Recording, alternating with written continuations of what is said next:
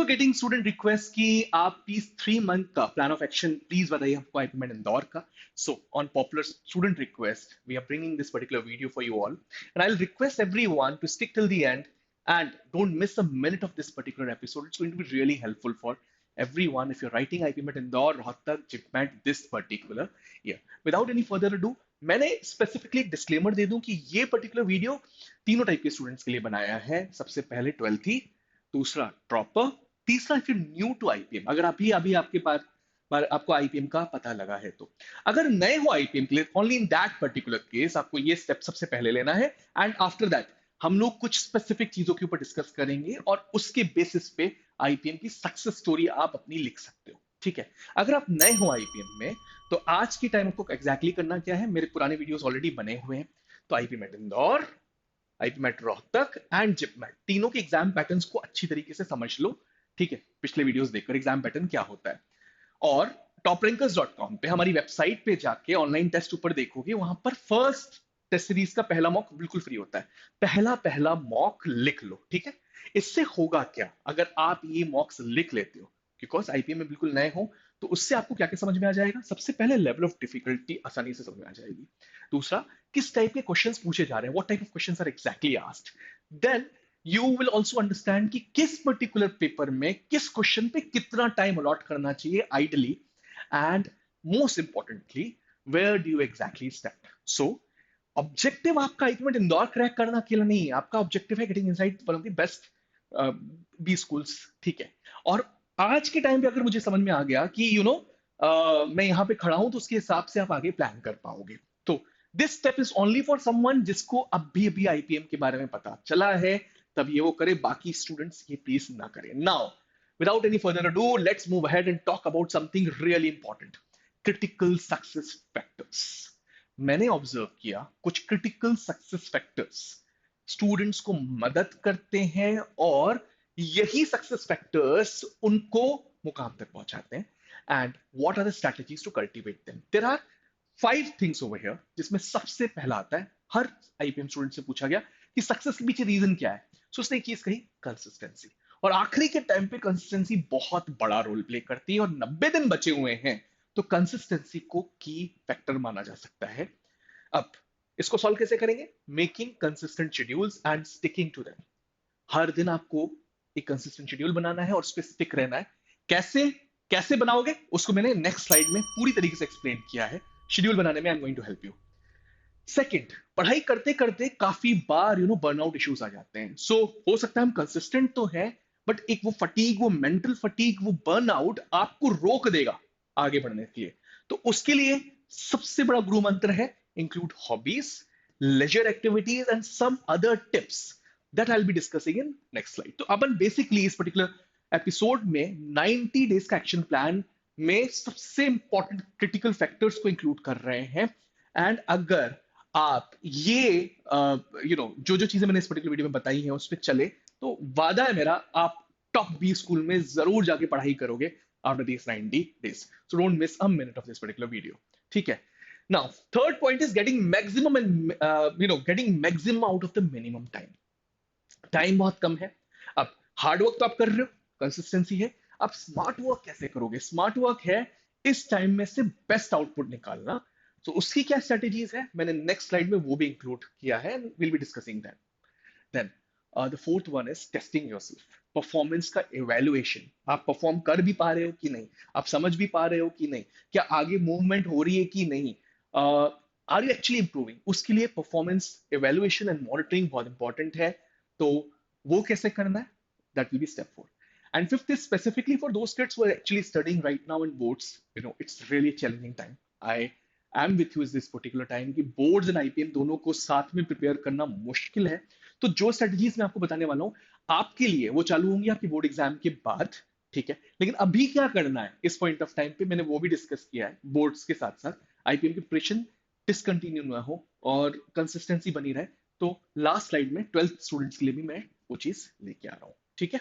चलो. सो ड्रॉपर अगर आप हो तो आज से ही सारी की सारी चीजों पे काम करना चालू कर दोगे. 12th ही हो तो जिस दिन बोर्ड एग्जाम खत्म हो रहे हैं उसके बाद चालू करोगे. ये क्लियर डिस्क्लेमर मैं अभी से दे रहा हूं. चलो लेट्स बिगिन. सबसे पहले हम लोग को कंसिस्टेंसी को अपने शेड्यूल में ऐड करना है। हर दिन आपको एक शेड्यूल बनाना है, इस पर्टिकुलर डे के सोने से पहले या फिर अगले दिन उठने के बाद, जिस भी चीज में आप कंफर्टेबल हो। और ये काम आपको करना है पूरे 21 डेज तक। ठीक है, 21 डेज तक आपको ये काम करना है ताकि वो हैबिट में आ जाए, ताकि वो हैबिट में आ जाए। अब ये शेड्यूल करेगा क्या? ये पूरी आपकी पढ़ाई का काया पलट करके रख देगा, ट्रस्ट मी। एक और इंपॉर्टेंट चीज, ये शेड्यूल बनाना कैसे, उससे पहले ये चीज समझना है, क्योंकि इस शेड्यूल में, इस पर्टिकुलर शेड्यूल में आज के टाइम हमारे पास टाइम की बहुत कमी है, सिर्फ 90 दिन की टाइम है। तो क्रिटिकल टाइम है मेरे लिए, हाई टाइम है, तो इंटेंसिव स्टडी करनी है। Intensive studies of 8 to 10 hours, that does include your class timings also. ठीक है, नहीं तो 5 to 6 hours तो हर रोज। सेल्फ स्टडी की अगर बात कर रहे हो तो मिनिमम 6 hours आपको रोज करना है, और क्लास अगर ऐड कर रहे हो तो 8 to 10 hours ऑफ स्टडी। ठीक है, सेल्फ स्टडी 6 hours की होनी ही चाहिए। नाउ सर, रूटीन तो हम बना लें, एग्जैक्टली उस रूटीन में हमको डालना कैसे? बहुत सारे स्टूडेंट्स हमको बोलते हैं हमको टाइम टेबल बनाना ही नहीं आता। आप बोल तो रहे हो, ठीक है, तो इस टाइम टेबल को बनाने का सबसे पहला सहारा अपन लेंगे टास्क टेबल से। आपको एग्जैक्टली क्या है, अपने आप को एक टास्क देनी है, वीकली टास्क देनी है। और इस वीकली टास्क में अपने को सिर्फ दो ही सब्जेक्ट्स को इंक्लूड करना है, क्यूए एंड एलआर। जैसे कि मैंने एग्जांपल दे रहा हूं सिर्फ, हाँ, जैसे कि मैंने इस हफ्ते अपने आप को टास्क दी है कि मैं 50 क्वेश्चन टाइम एंड वर्क के करूंगा, 20 क्वेश्चन परमुटेशन कॉम्बिनेशन के करूंगा। एग्जाम्पल दे रहा हूं ना, हो सकता है ज्यादा कम हो, तो ये मत कहना कि भाई आपने बहुत ज्यादा दे दिया खुद को, ये बहुत कम दे दिया, अपने हिसाब से आप लिख सकते हो। तीसरा, क्लॉक्स एंड कैलेंडर्स की भी मैं 20 क्वेश्चन करने वाला हूँ। ठीक है, अब ये जो इतनी बड़ी टास्क है हफ्ते की आपने आपको दी, उसको आपको हर दिन के शेड्यूल में ऐड करना है। जैसे 25 question of time and work में आज करूंगा, कल 25 और करूंगा, कल ये चीज अपने आप को। और फिर दूसरा परमुटेशन कॉम्बिनेशन करूंगा वेडनेसडे वाले दिन, थर्सडे वाले दिन फिर क्लॉक्स एंड कैलेंडर्स उठाऊंगा, ऐसे करके पूरे टाइम टेबल में हर दिन डालना है एंड इंश्योर करना है कि हर दिन की टास्क आपकी कंप्लीट हो। लेकिन एक बहुत इंपॉर्टेंट चीज, 12 बजे तक आपको 15 क्वेश्चन, एग्जाम्पल के लिए 15 क्वेश्चन टाइम एंड वर्क के निपटाने थे, लेकिन 13 हुए और 12 बज गए हैं, और 12 बजे आपका लंच का टाइम है, तो आपको उस वक्त उठ जाना है। ये ध्यान रखना। जैसे बिल्कुल स्कूल की घंटी बजती है और पीरियड चेंज होता है तो फैकल्टी चेंज होती है ना, यहां पर भी वही काम करना है, जितना छूटा है वो अगले दिन ऐड करोगे।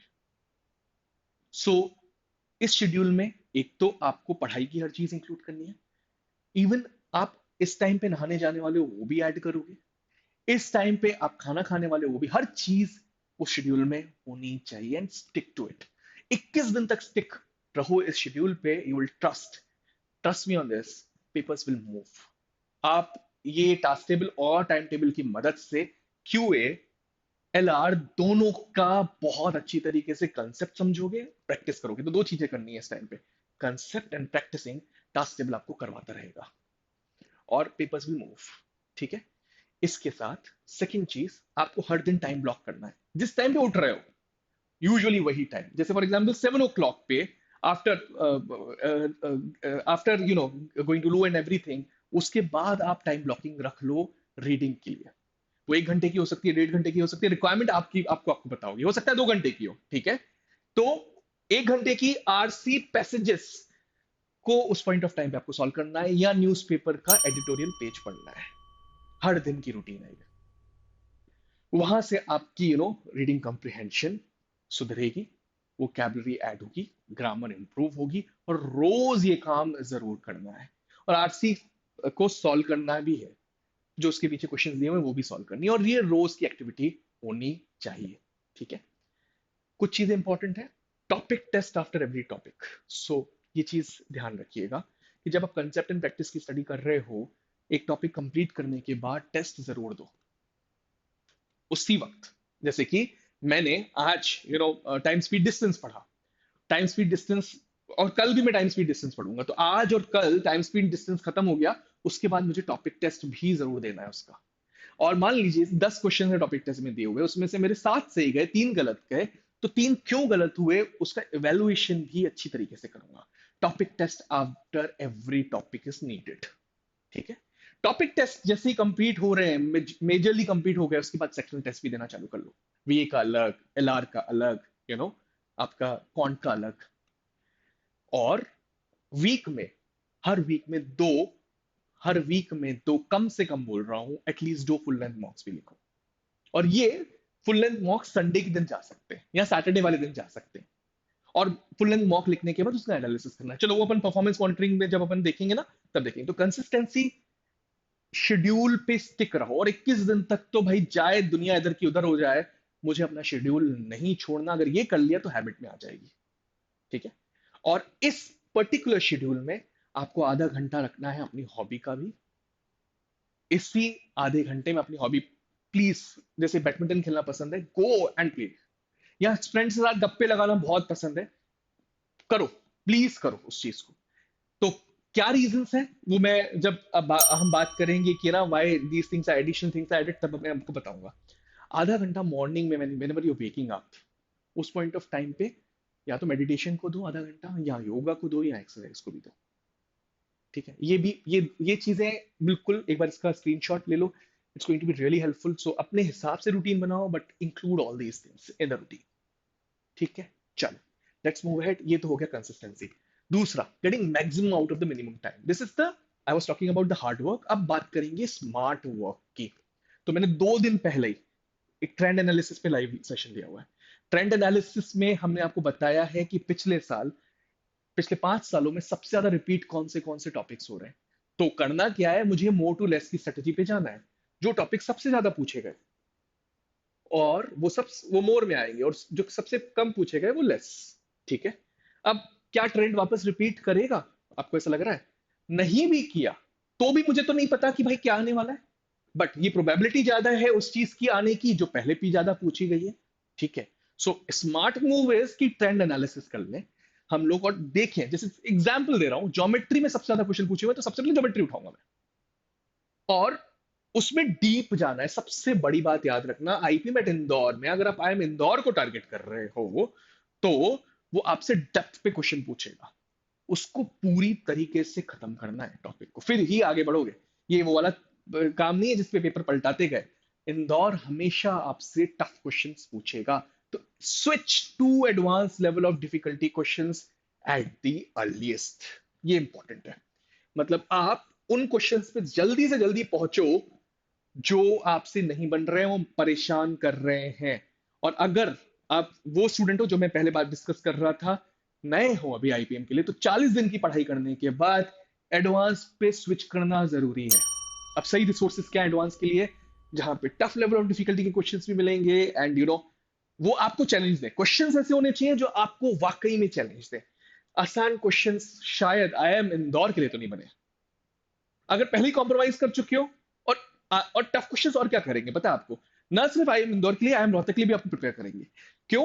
क्योंकि जूझोगे जब तक नहीं टफ क्वेश्चन से, तब तक आगे नहीं बढ़ने वाले हो। So what is the right resource for it?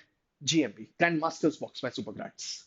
दूसरा, एसजी के mocks, IPM master test series, really helpful. दोनों बहुत हेल्पफुल हैं। आप प्लीज अभी भी जाइए toprankers.com पे जाकर इन दोनों को चेक कर सकते हो खुद के लिए, या जीएमबी की सेल जब चालू हो तब ले लेना। लेकिन ग्रैंड मास्टर्स बॉक्स और IPM master test series are must to have things over here. ठीक है। चलो, नाउ स्टडी टेक्निक्स। तो और स्मार्ट कैसे किया जा सकता है इस अप्रोच को? दो स्ट्रॉन्ग स्टडी टेक्निक्स है। एक पोमोडोरो, काफी बार सुनी हुई होगी, काफी सारे स्टूडेंट्स सुनी हुई होगी, नहीं सुनी हो तो एक बार बता देता हूँ। तो पोमोडोरो टेक्निक का ऑब्जेक्टिव होता है आपके कंसंट्रेशन लेवल्स को इंप्रूव करना। ठीक है। 25 मिनट की स्टडी के बाद 5 मिनट का ब्रेक, फिर 25 मिनट की पढ़ाई के बाद फिर 5 मिनट का ब्रेक, ऐसे 4 पोमोडोरो कंप्लीट करने के बाद आधे घंटे का ब्रेक। सो ब्रेक्स प्लान होने चाहिए। ठीक है। अब 25 मिनट के बाद जब आप उठते हो 5 मिनट के लिए, तो उससे क्या होगा, बाकी के जो 25 मिनट आप पढ़ोगे, इससे जो पुराने पढ़ा हुआ है और ये पढ़ा हुआ है वो दिमाग में रहेगा नहीं, तो फटीग आता है एक दिमाग में, जो बर्नआउट का जो इशू है, हम उसमें भी ये चीज पोमोडोरो टेक्निक वहां पर भी बहुत हेल्प करती है, पहली चीज। दूसरा दूसरा जब एडवांस स्टडीज कर रहे हो या जो चीजें खत्म कर रहे हो, वहां पर बिना पोमोडोरो के आपको चलना पड़ेगा अल्ट्रेडियन स्प्रिंट्स लगाना। अब क्या है, जैसे मेरे को है ना एक बड़ी चीज कंप्लीट करनी है, जैसे फॉर एग्जांपल एक बहुत टफ पेपर है, फिजिक्स का एग्जांपल दे रहा हूं मैं आप लोगों को। ठीक है। और आपको फिजिक्स का पेपर है और आपका सिलेबस कंप्लीट नहीं हो और कंप्लीट करना हो, तब क्या करना चाहिए? अल्ट्रेडियन स्प्रिंट्स बहुत मदद करती है। अब आपने 90 मिनट्स की क्लॉक लगा दी, सामने बिल्कुल विजिबल है, स्टॉप वॉच की बात कर रहा हूं मैं, है ना, स्टॉप वॉच लगा दी, और 90 मिनट्स तक उठना ही नहीं है सीट से, नॉट फॉर इवन लू, लेकिन वही काम करते जाना है, और जितना हुआ 90 मिनट्स के बाद वो कंप्लीट करके फिर मैं उठूंगा। एग्जाम्पल दे रहा हूँ, अल्ट्रेडियन स्प्रिंट्स आपको डिस्ट्रैक्शन से बचाता है, पेपर्स को मूव फास्ट कराता है और चीजें आगे बढ़ाता है। तो ये दो स्टडी टेक्निक्स को आप यूज कर सकते हो, ठीक है। बट ये फटीग जरूर क्रिएट करेगा अल्ट्रेडियन स्प्रिंट्स, लेकिन काम बहुत आगे बढ़ाएगा। और दूसरा, पोमोडोरो टेक्निक, जब आप रेगुलर रूटीन चीजें कर रहे हो तब आप पोमोडोरो टेक्निक के साथ आगे बढ़ो, ठीक है। I hope this is going to be helpful for you all. चलो आगे बढ़ते हैं। Now performance evaluation and testing and monitoring also, कि क्या मैं आगे बढ़ पा रहा हूँ कि नहीं, क्या चीजें अच्छी हो रही हैं कि नहीं। तो सबसे पहले राइटिंग, सिंपल सी बात है, इसमें आपको दो ही काम करने हैं, एक writing a mock and analysis of a mock. अब मॉक्स डिफरेंट टाइप के होते हैं, जैसे मैंने आपसे कहा कि हर टॉपिक को कंप्लीट करने के बाद एक टॉपिक मॉक या टॉपिक टेस्ट लिखेंगे, पूरे सेक्शन को कंप्लीट करने के बाद, या कंप्लीट नहीं 60% सेक्शन को कंप्लीट करने के बाद अब सेक्शनल टेस्ट लिखेंगे, सिलेबस की बात कर रहा हूं मैं। उसके बाद फुल लेंथ मॉक लिखेंगे।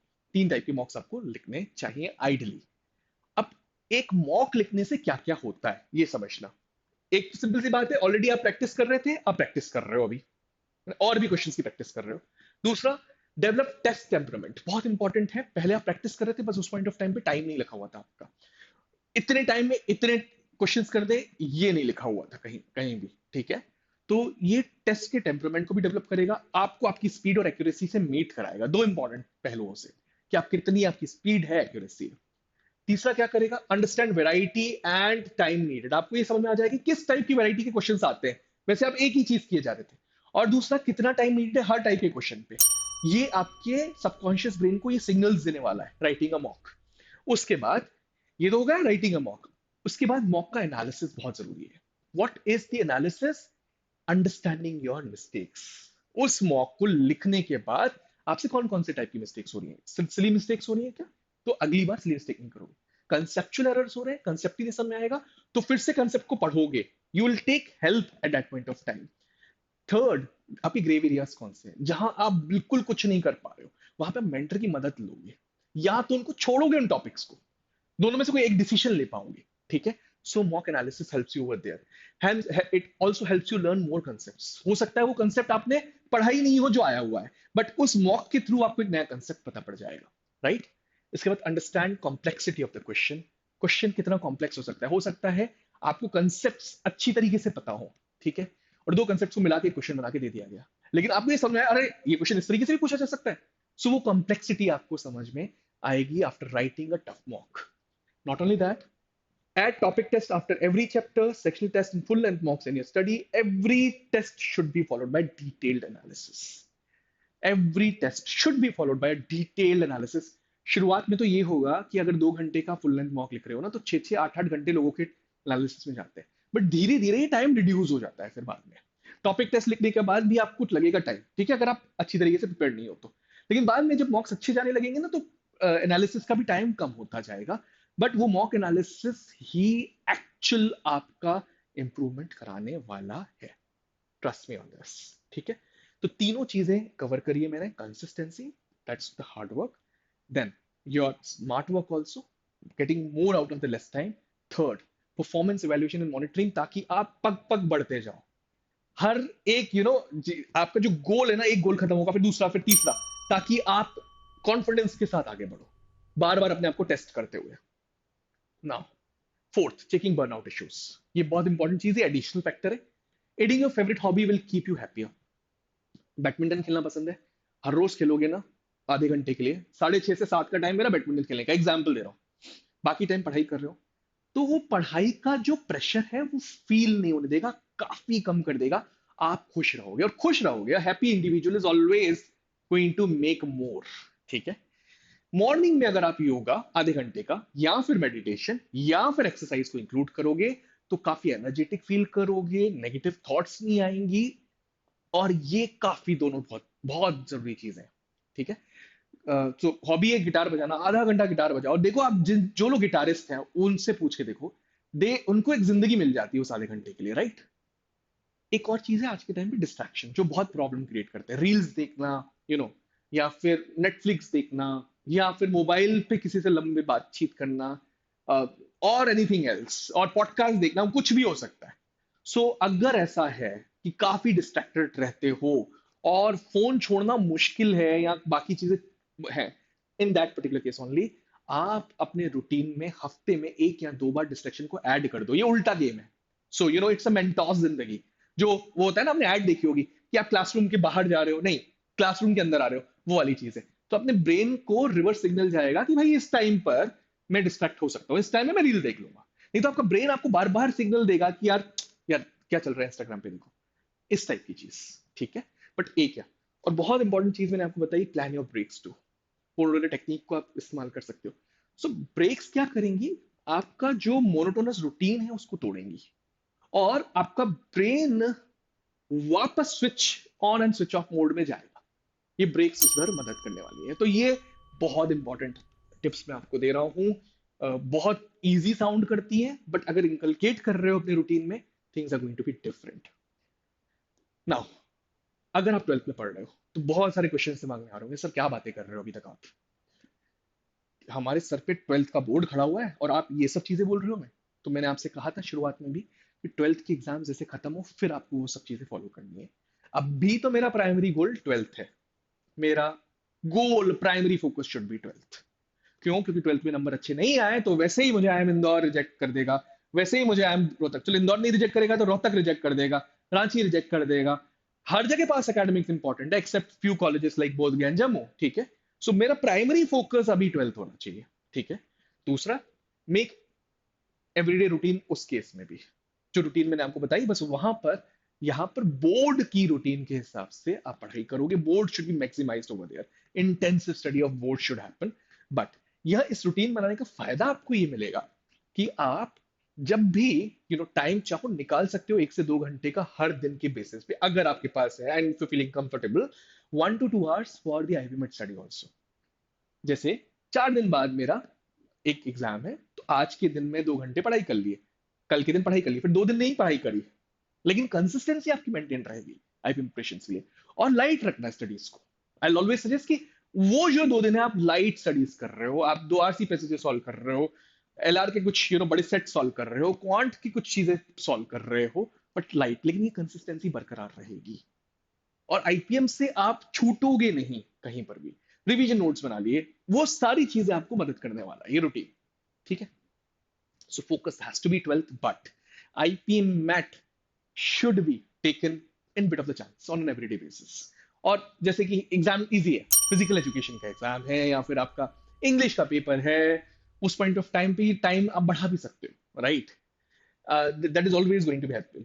Start heavily for IPM prep as and when boards are done with. तो इंटेंस स्टडीज के साथ फिर आईपीएम प्रिपरेशन की और आगे बढ़ोगे उस पॉइंट ऑफ टाइम पे। So this is for specifically for 12th। बाकी जितने स्टूडेंट्स हैं उनको मैंने शुरुआत में पूरा एक एक चीज बताई है। कोई भी डाउट, दिक्कत, परेशानी हो, प्लीज कमेंट सेक्शन में डालना, बिकॉज ये पर्टिकुलर वीडियो प्रीमियर हो रहा है, लाइव नहीं है। Hit the like button right now, subscribe SuperGrads YouTube channel.